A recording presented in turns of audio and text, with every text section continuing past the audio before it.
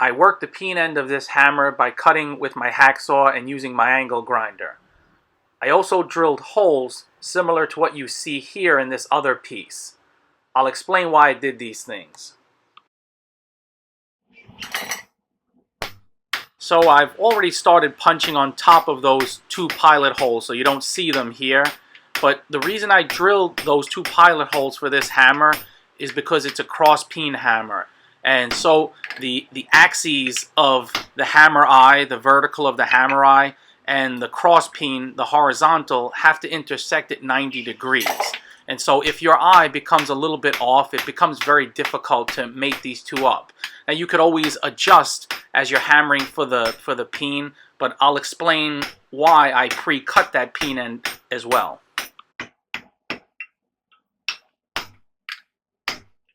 Pre-drilling the pilot holes for the eye just makes forming the eye just a little bit easier. And in this case, then I'll be removing a slug, which you'll see me remove probably right about here. You'll see it'll drop right into my, stuck in my hardy hole right there.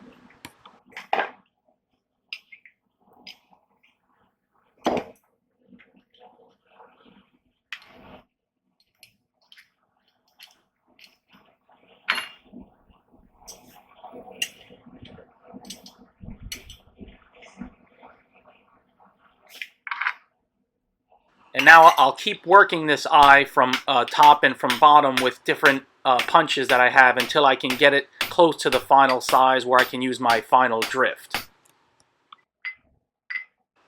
If I didn't drill the pilot holes, in order to form a hammer eye, I would start by using my handled slitter. I would use the slitter to slice in and to spread apart the material. And I'll show that. I have shown that before, but I'll probably show that again in a future video. Here I'm making an indent for my touch mark later on, my initials, but this is also important because it lets me know what the top is, so I don't get confused, and that's very important. I'll explain later on.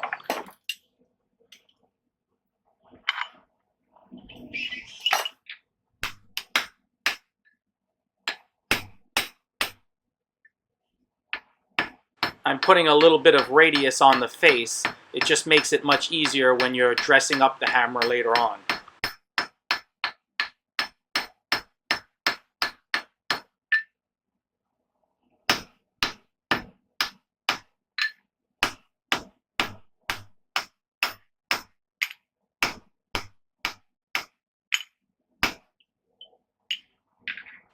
Here I'll start to work down the peen end. This takes quite a few heats.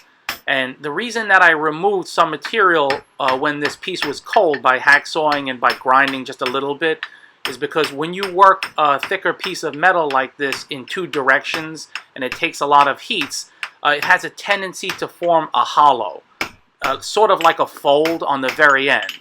And that can be a lot of trouble to work later on then. You'll probably have to do a lot of grinding, which I really dislike.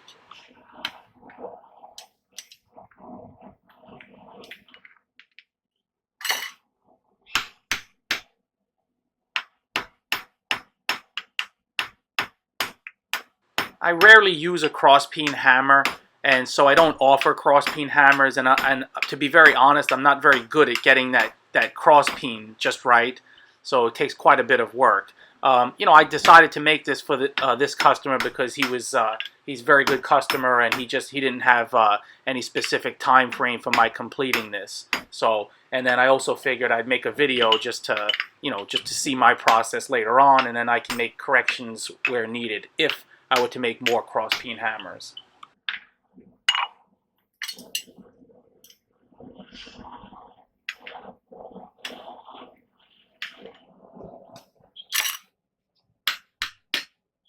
I found the way that my anvils are set up to be advantageous for hammering on that cross peen in this manner. See, I've changed hammers here too to a smaller hammer to try to hollow that down just a little bit. I apologize for the glaring sun and all of the shadows, but this was pretty late in the day, so not a whole lot I could do about that.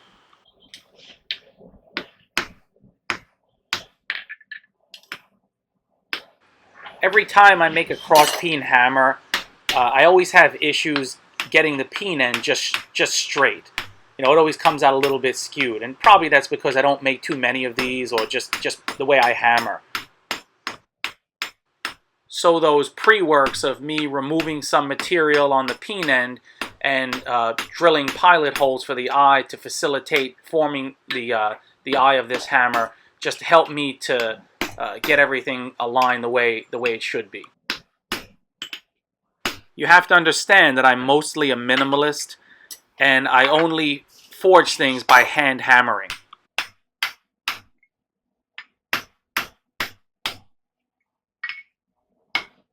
The eye is close to me drifting it, but first I wanted to work the cheeks of this hammer, and that gives it a little bit more of a pleasing shape, and it also serves a function of raising that area, that pole area, so which also helps keep the handle in place better.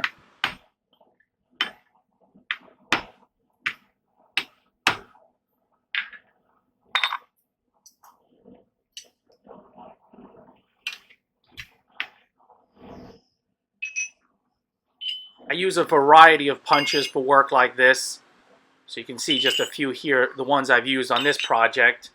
And then you'll see here the rectangular one here is my final drift. And then this other one that I'll show, the last one, is an important tool. It's what I would kind of call an expanding punch. So I'll explain that in a little bit. Here I'm using that steep angled expanding punch, what I called expanding punch, to work the top and then now the bottom and then finally the top again. And you know what this does is it just gives me a little extra room. It widens it out a little bit more so that I can expel the final drift a little bit easier. It also gives a pleasing rounded form to the edges of the corners of the eye. I think I could call that, or what I call the expanding punch, maybe a spreader. That sounds a little bit better.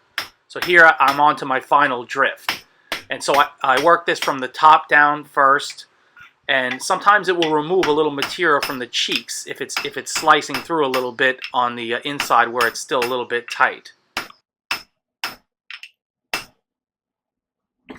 My final drift here is the same measurement front to back, but side to side, the width of it is just a little bit more narrow. It tapers maybe to maybe a 2 millimeter difference to the bottom. Here you can see a little sliver came out from this final drift from the cheek of the hammer eye. So just got to make sure you wipe stuff like that away. Otherwise, if that's beneath the piece you're working on, it will easily make an indent.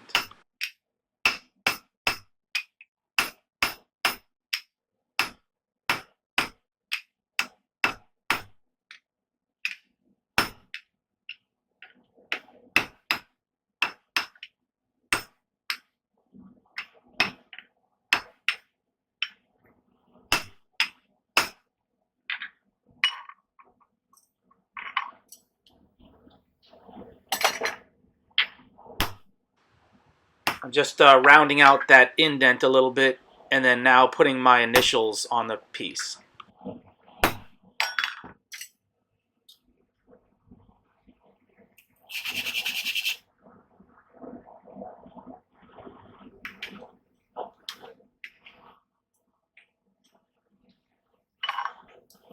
Okay, so this is the final drifting. So I'm working from the top down, and I want to make sure it bottoms out.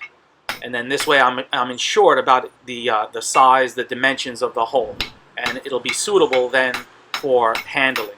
You know, since the bottom is a little bit more narrow than the top, when you insert the wood from the bottom up to the top and wedge it, the wood will stay in place much better with this style of eye.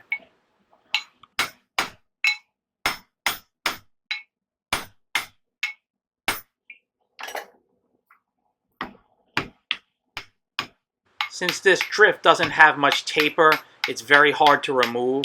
So if you walk your piece back and forth like you saw me do, tipping it down and then banging on the back end, that helps a lot. Also, hammering on the cheeks helps a lot. It's also another reason why I use that spreader, that spreading punch.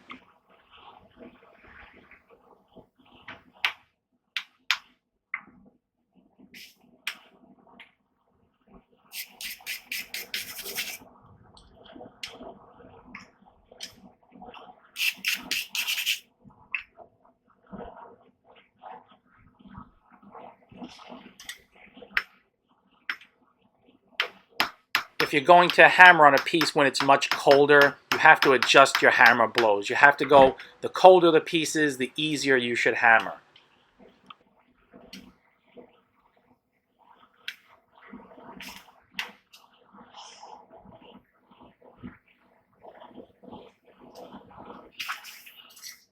So the piece is finished, the forging at least is finished, so I'll just show you. I just popped it into my forge there to get it up to critical temperature.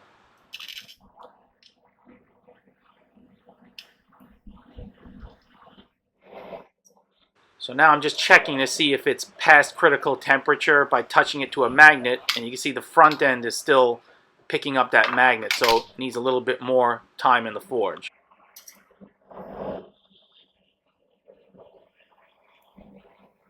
So here we go a second time. Should be okay. So make sure I touch it front to back a little bit. And yeah, it's not picking up the magnet, so it's reached critical temperature. So for this piece, I'm just putting it in my forge, shutting the forge off, and just letting it anneal. I was always taught that you had to anneal carbon steel before you could harden it, but I don't believe this to be true. Not at all, from my experience. However, the reason I'm annealing this piece is because I have to do quite a bit of cold work on it, so it's much easier to do when it's in the softest state possible, which would be annealed. It took about 4 hours for this piece to cool enough for me to handle it, but now that it's annealed, I can easily remove material with a file.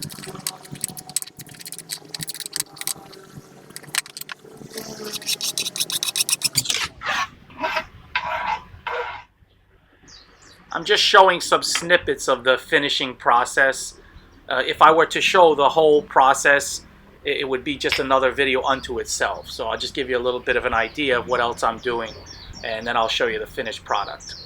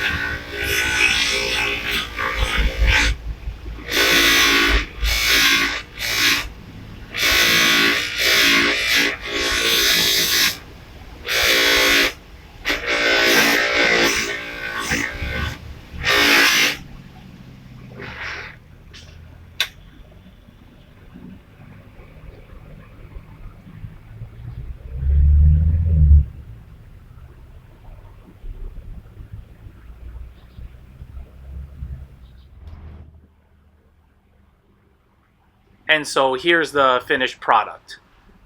This cross peen hammer weighs about 2 pounds. The steel I used is 1045, and I double quenched or double hardened it.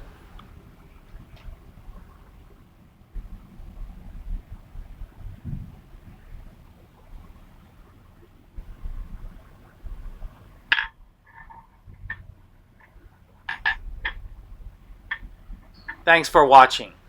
Y'all come back now, you hear? My southern accent should be worth a few likes.